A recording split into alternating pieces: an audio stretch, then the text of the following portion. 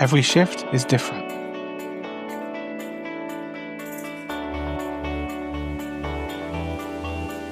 Every patient matters.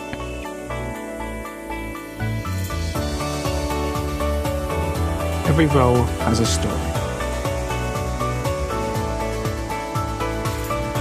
This is a day in the life of a nursing associate.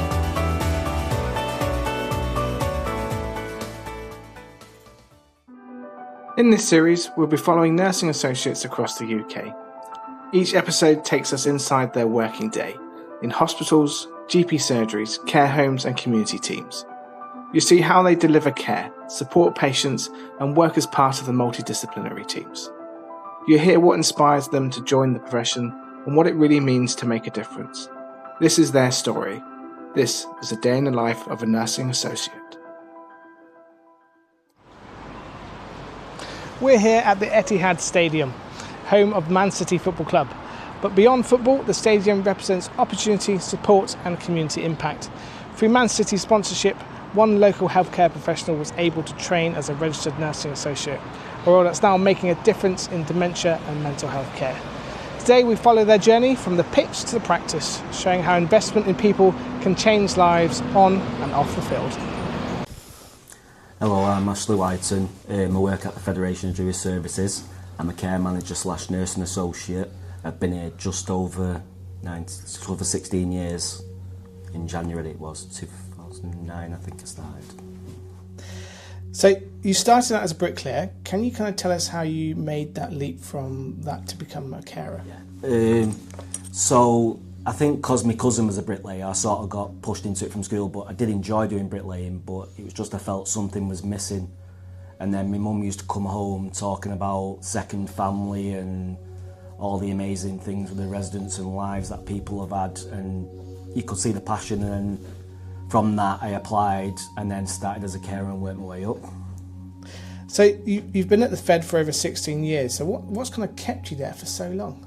I think it's like I said, the second family, everyone supports everyone and feeling valued because they've invested in me and things like that, and they all have been there to support me in my career. So how did the opportunity to train as a nursing associate come about? So my partner at the time when we got together was doing the nursing associate course, so she told me about it. So I've always wanted to move on from the care manager to a bit more clinical. And I spoke to Karen Johnson and she said, "I'm so sorry Ashley, we haven't got the funding at the moment."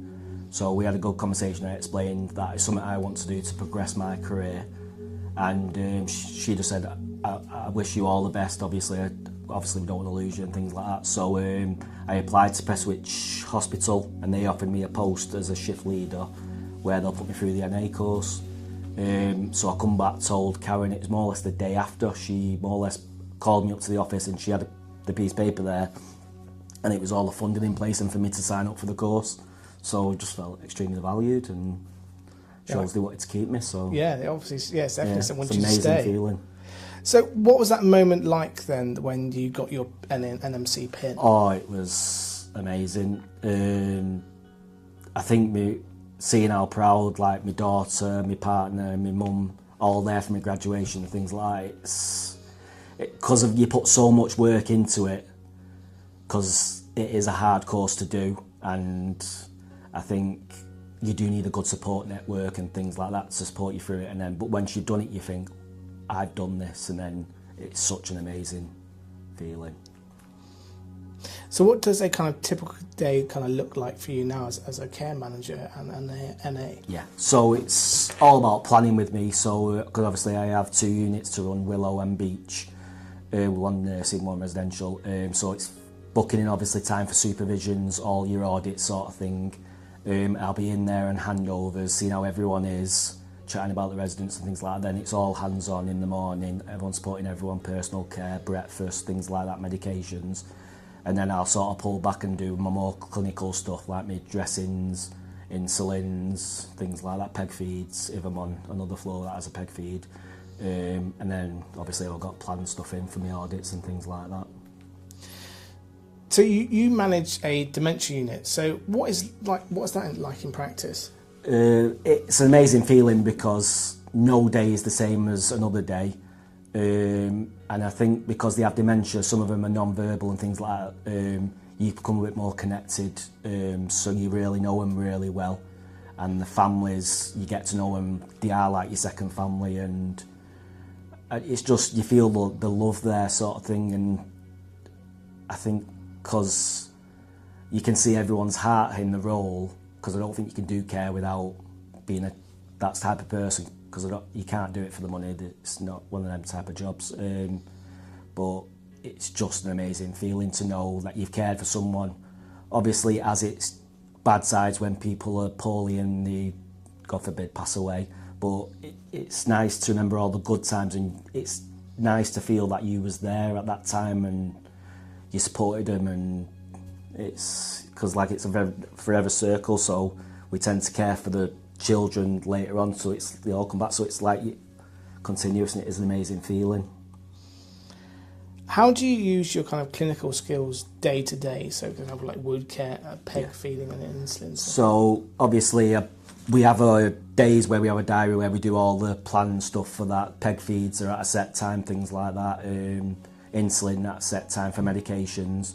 But being more clinical, it's nice to be in handovers and educate staff and onto learning, because I found when I was a clinical manager, like you're talking about like repositioning someone and things like that, whereas if you don't explain what an actual pressure sore is and the actual knowledge behind why you're doing something, I don't think staff quite grasp it. And then I think from giving them that knowledge, they sort of buy into it, and you can see they understand why we do things, whereas I think sometimes when you're not clinical, you don't see that consequence, if that makes sense.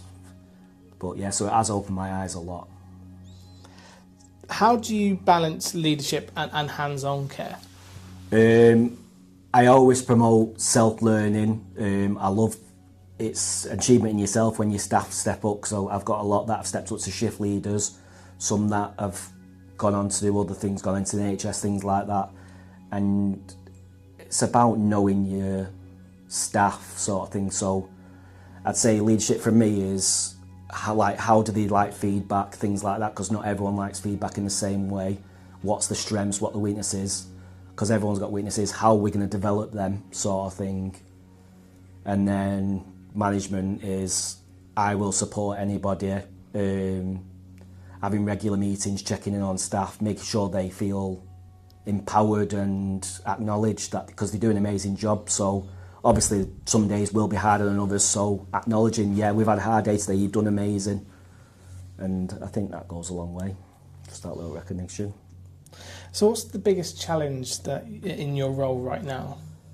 The biggest challenge, I would say, is juggling clinical and management. It's all about planning. So I have to use my diary very carefully. Obviously days can change and emergencies can happen and things like that, but it's about educating staff. So I think, like I say, like staff developing, they don't need to come to you for every little bit. If you empower staff, they will do it and then say, oh, Ashley, I've done this because of this, and you sort of help each other sort of thing. So yeah, I think it's all about planning. You recently led a CPR when a resident collapsed. Yeah. Can you kind of walk us through what happened? Yeah, so it was breakfast time. I literally went into the residence. She was fully alert. She had her medication with a cup of tea, having a breakfast. And then I come away in about 10-15 minutes just after that. I think a resident dropped a bowl and it sort of made her shake. So the care staff come and shouted me, and as I come in, she was sort of in a sleep sort of thing. So she was settled at that time, sat there a bit slumped in the chair, but she was asleep. So I was talking to her, things like that. And then all of a sudden, you could hear obviously the noises where she was struggling. She was going a bit blue. So we put her down to the floor, me and another carer. Her mouth was just like obviously clamped at that time because she was obviously had a seizure. So obviously a few staff did panic in that time. So obviously I had to delegate jobs. So I got one staff to get the defib from reception. I phoned 999 on loudspeaker while I was doing CPR. And I had another member of staff, so we were taking over turns because it was a while. But obviously from my learning,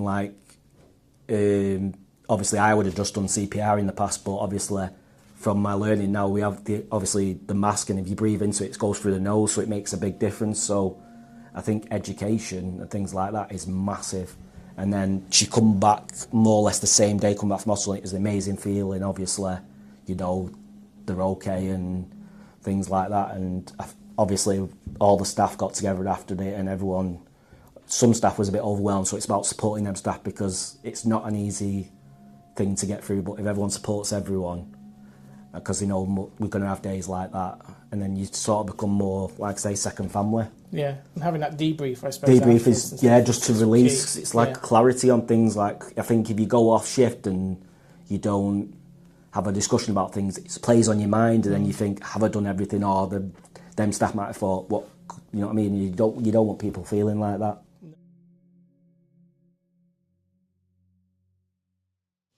My name's Karen Johnson. I'm the Clinical Director at the Federation of Jewish Services.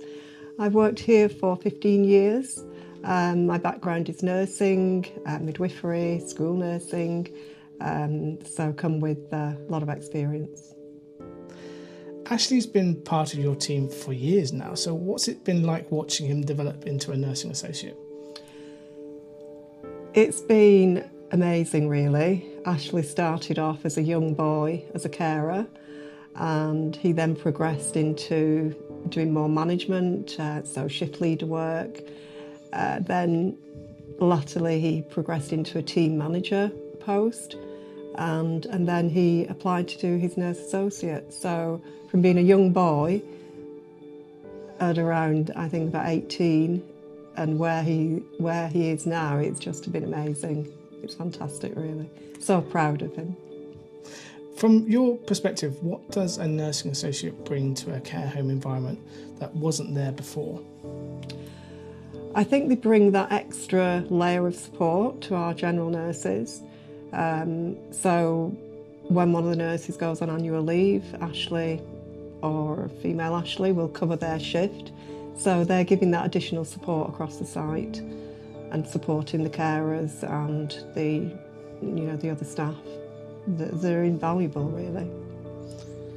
How do you think nursing associates like Ashley strengthen the continuity of care for the residents? In a great way, really, because they're more hands-on when they're running the shift. They have more interactions with the residents. They are working alongside care staff teams, educating them as they work through their shift. So yeah, great. Have you noticed any kind of notice in the shift team dynamics since NAs are on board? I think more accepting. I think both of them were managers historically, so the nurses were used to them being in a management role. When they then became nurse associates, I was interested to look at the dynamics, how that would change or alter a little bit, and I think the nurses have a huge amount of respect for them both. And I know when they both became nurse associates, their concerns were, well, I'm not the registered nurse, I'm the nurse associate, and how will they feel taking direction from me when I'm in my manager post and not in my nurse associate role. But it's actually been fabulous. Everybody's been very accommodating and accepting and very appreciative of them. I'd like to see more nursing associates working in care homes. Yeah, definitely.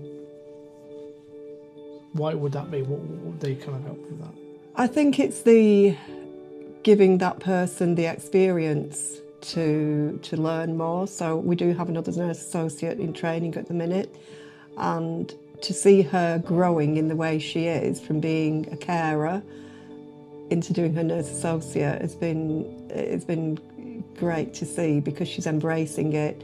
She was very, very nervous at the beginning of the start of the journey.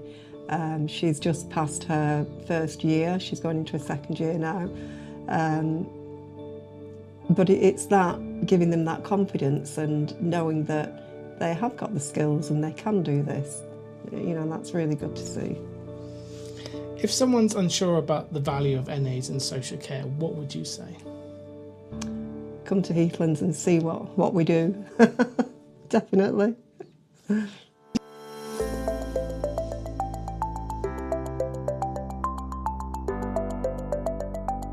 This episode is supported by Healthcare Conferences UK.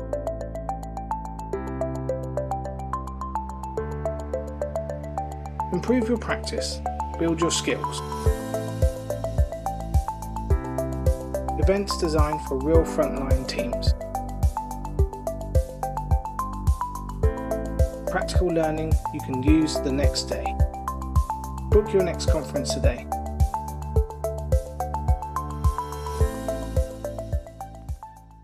So why do you think people still misunderstand the nursing associate role? I don't think it's explained enough. I say, when obviously I was going through it, I was the first one at Heathlands.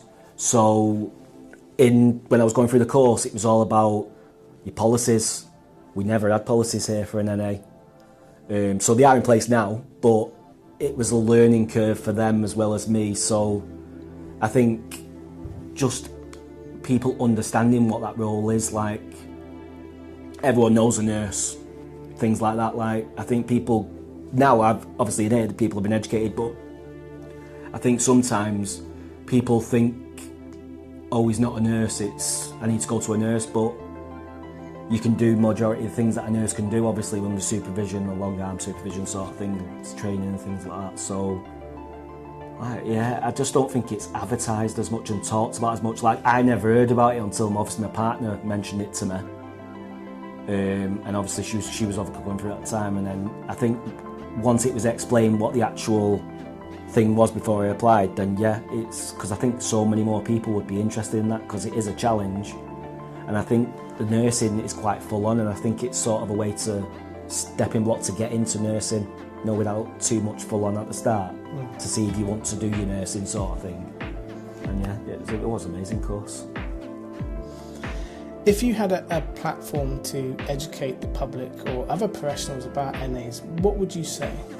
I would say a good support system is needed in this course, because like I say, it's very full on. There will be times when you think, why am I doing this, sort of things like that, and then friends or then family members will help you, and then when you actually do your essay or do your Oscar, you think, what was I worried about? And when you pass things, you feel absolutely amazing, and you think, I've done that. But I think if it was easier, then it's not as rewarding, if that makes sense. And it does get you ready for situations, obviously like CPR and things like that. And I think if you wasn't educated in the right way, like, you'd panic in that situation and things like that. And so I do understand, but yeah, it's support. I'd say support is one of the biggest things. Like I had a group of friends from the course that, in a WhatsApp group, and obviously we all checked in on each other, because one day someone was struggling, then you sort of lean on each other's, don't you? So how do you kind of make sure that you stay in your scope, especially in such a busy care home? So obviously the first thing, making sure they had policies, yeah, because at first they never had any policies when I first started here. So obviously chatting to Karen, now they're in place. So then I met with Marie, we did obviously the preceptorship, so it's all about, we're going through the MMC code and obviously my own learning, and if there is any queries that I'm not sure on, obviously I go to Karen or Marie before obviously doing things.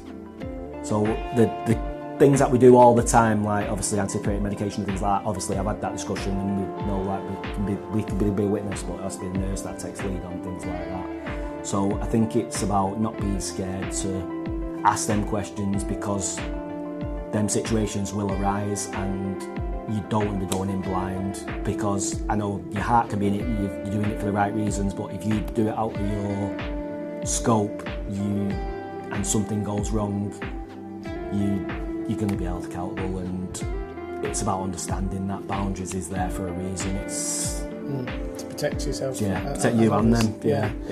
And were you involved in the policy making and stuff? No, they asked out like from the course and chatted to us, but when they were actually doing them, no I wasn't, but they've obviously chatted to me and Ashley about what sort of things and things like that, and they've seen us do things, so I think it was nice to be involved in the discussion part. Yeah, I don't like writing, so The discussion part was nice. But that's the important part. Yeah, if they valued your opinion. Yeah, exactly. So you're involved in the masking and talking about it. So I think that's great that they actually got involved. It was amazing, obviously, and like I say, obviously, I know we can't do answer a certain occasion, but we can witness. But the clinical manager, Marie, did a little hour session on syringe driver and things like that, and involving us in that as NAs. It's nice to be acknowledged, as like that level sort of thing. It's an amazing feeling. So how can nursing associates support registered nurses in settings like yours? So obviously it's about understanding your policies, what your scope of practice is. So things that you can't do, obviously the nurse needs to do. So it's about bringing that away from them. So it's about discussing with that nurse, what is your priorities, what do you need me to do, sort of thing. And then you work together as a team. So obviously they will have key things that they have to do that they can't be distracted for and things like that. So if a family just wants to chat, or it's about them understanding that you are clinical as well, and you might not always need a nurse for that situation. Obviously if you do need a nurse, they'd have to wait obviously, but I mean, it's about everyone understanding everyone's roles, like from the carers to NAs to us, and I'd say it's about working as a team, because obviously being more clinical now, you can understand the stress levels when certain situations happen and things like that. It's all at you as clinical, everyone's looking for advice off you, whereas it can be quite a lot sometimes, because in here obviously if someone has a fall or anything like that, you're checked over by a nurse, whereas that would just been on the nurse all day. But now as an NA we can check them over and things like that. Obviously if they're in pain, then obviously we get them checked out and things like that. But I think calling someone, like, because the nurse role is so broad and it involves everything and like an umbrella sort of thing, it's just nice to obviously support them. If someone was thinking of applying for this course but isn't sure, what would you tell them? I would honestly say, do it, you will not regret it. But when you're there, make sure you've got a good support network, make friends, ask a lot of questions, policies, make sure you know what your scope is, because obviously when I did medications before I started in NA, but when I went into learning, I couldn't do medications unless I was under supervision, and that was a weird feeling, but I understand why, because obviously there's people that have never done medications. So it's about knowing all your scopes in your workplace, so don't be scared to challenge and say I can't do that now if you've already been in a role, and they have to understand, because they have signed for you to do this course and sort of thing, so you're a team at the end of the day and they can't put you in that danger. So it's just about understanding everything that comes with that role. But like I say, it's an amazing feeling once you do it. It will be hard, but you will do it. So my last question, which has nothing to do with what we're doing here, but basically every guest that I have come on my show, even if it's on the podcast or even on the Day in the Life of a Nursing Associate, I get everyone to recommend a song that we can add to our SNA and RNA playlists. So what song can we add for that for you? Song. Would I be happy? Because I think worrying causes you more stress in the long run, so them situations are going to happen regardless. We've just got to learn to deal with them, and it's about supporting each other, training, things like that's what that needs, and understanding everything. And I think obviously it's true. Amazing. Thank you ever so much. My pleasure.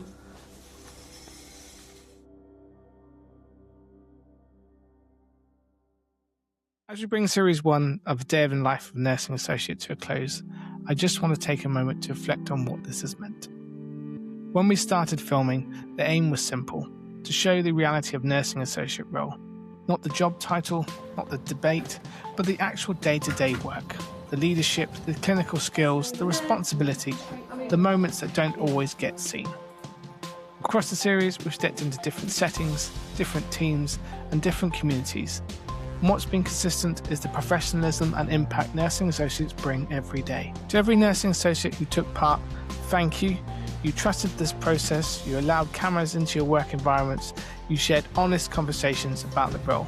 the visibility matters more than you realise. I also want to say thank you to our sponsor, Healthcare Conferences UK, for backing this series and recognising the importance of platforming nursing associates nationally. And thank you to the organisations who supported filming and welcomed us: the Federation of Jewish Services, the University of Salford, University Hospitals of Derby and Burton and the NHS Foundation Trust, and Southwell Medical Centre. This series has been about representation, about professionalism, and showing that the nursing associate role is established, skilled and here to stay. Series 1 may be ending, but it's only the beginning.